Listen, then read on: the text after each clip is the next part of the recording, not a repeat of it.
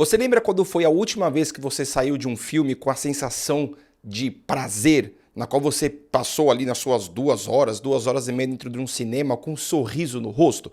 Pois é o que este filme Fórmula 1 faz de novo. A última vez que eu me lembro de ter acontecido isso comigo foi no Top Gun Maverick. E qual que é a semelhança dos dois? É o mesmo diretor, Joseph Kosinski. Esse cara usa as mesmas habilidades, os mesmos efeitos práticos, o mesmo entretenimento, a mesma emoção, a mesma tensão que ele usa no Top Gun Maverick. Ah, mas você está comparando o Top Gun Maverick com Fórmula 1. Dá para comparar porque o diretor é o mesmo, a forma de entretenimento é a mesma, a forma de prazer é a mesma, mas aí você se pergunta, eu não gosto de Fórmula 1, mas você gosta de avião de guerra? Você gosta de caça? É a mesma coisa, mas qual a diferença do Top Gun Maverick com o Fórmula 1? Agora, este filme da Fórmula 1, para que você não goste de Fórmula 1, você não tá nem aí pra Fórmula 1, vale a pena assistir? Esse filme em si é melhor que o Top Gun Maverick? Esse filme tem alguns aspectos que podem ser diferentes ou não. Em termos de elenco, estrelado, também tem aqui, também tem lá, entre outras várias coisas que esse filme nos dá muito prazer em assistir. Esse filme Fórmula 1 conta a história de um piloto já bastante aposentado, que é interpretado pelo Brad Pitt, na qual é o Sonny Hayes, e ele tá recebendo um convite de um parceiro de pistas dele das antigas, na qual corria com Senna, corria com Schumacher, corria com Mansell, com Prost. Então essa realidade antiga que eles impõem é muito legal. Veio o carrinho do Senna passando na pista, é emocionante. E aí então eles dão um ênfase de um piloto que você já sabe qual é a qualidade dele, o que aconteceu com ele, para poder voltar às pistas. Eu lembrei muito do Schumacher, porque o Brad Pitt hoje aos seus 60 anos, talvez ele não represente toda a idade que ele tá pro filme.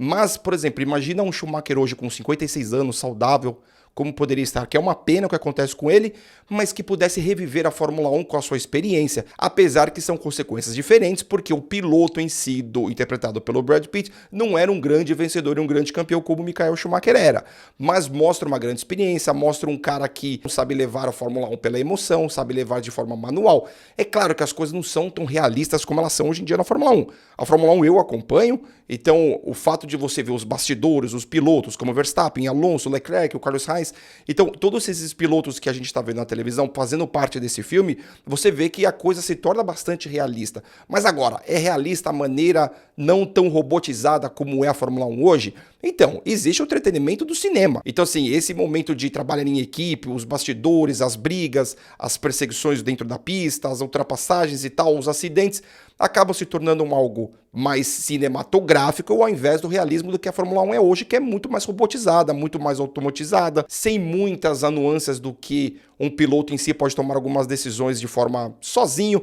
Então não é bem assim da maneira que o filme o trata, como o personagem do Brad Pitt faz isso o tempo todo. Mas isso é legal por quê? Porque mostra uma nostalgia. Porque lá nos anos 90 a gente via Senna e companhia fazendo coisas o que estavam dentro do sentimento da cabeça deles. Então assim, o que o filme traz de nostalgia para um passado, para mostrar uma emoção do que o piloto poderia ser capaz de fazer, ao invés de depender 100% da máquina, esse filme dá um pouquinho disso. Então ele dá uma brecha para isso. É claro que você que não goste muito de Fórmula 1 vai falar, pô, mas as corridas são assim, chatas e tal. Não é o que acontece nesse filme, porque a cinematografia, edição de som, trilha sonora do Hans Zimmer são espetaculares. Então toda emoção de pista, ultrapassagem, bastidores, relacionamento entre a equipe, entre os dois pilotos protagonistas, simplesmente assim, sem palavras, um sensacional. E é o que o Joseph Kosinski consegue fazer, porque ele põe um filme de entretenimento, de adrenalina, muita emoção, e ele tem um astro. E o astro chama-se Brad Pitt. O que a gente vai falar sobre o Brad Pitt? Não dá pra falar nada sobre o Brad Pitt. O Brad Pitt é o Brad Pitt. E você tem um elenco forte também com a Carrie Condon, que tá excepcional, o Javier Bardem, o próprio Danson Idris, que tá fazendo outro piloto ali, parceiro mais jovem do Brad Pitt no filme, que a química entre eles é muito boa. Então assim, em termos de efeitos técnicos, práticos, edição, som, trilha sonora, cinematografia, paisagem, fotografia, tudo que esse filme envolve assim é de tirar o fôlego, é de você ficar tenso, é de você ter um sorriso no rosto. Então tudo que eu espero de ir no cinema é ter prazer em assistir um filme. Agora, não se deixe ser influenciado por pessoas que incentivam você a não ir no cinema com um filme como esse. Este filme, da mesma maneira que o Top Gun Maverick, fez ele revive o cinema. Ele mostra que o cinema ainda existe, que o cinema ainda respira e que nós precisamos do cinema para ter um sentimento como é esse.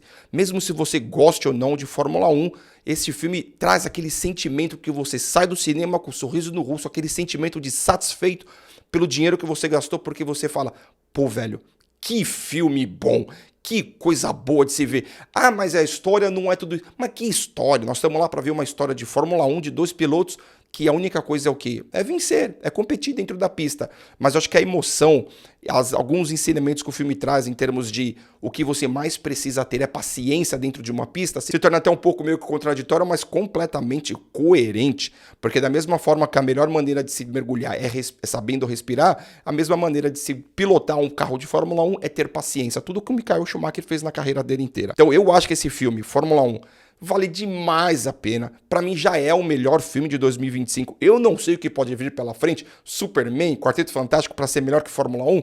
Tenho minhas dúvidas. Mas a gente vai pagar pra ver. Quem sabe? Eu espero que seja realmente. Mas eu acho que esse filme Fórmula 1 pra mim é uma nota 10. Esse filme é espetacular. É o filme que te entrega tudo o que você espera. É o filme que tem bastante química entre os atores, tem bastante sentimento, tem bastante emoção, bastante gosto, prazer para quem gosta da Fórmula 1. Você tem o relacionamento dos pilotos, como o Hamilton ali no meio, o Alonso.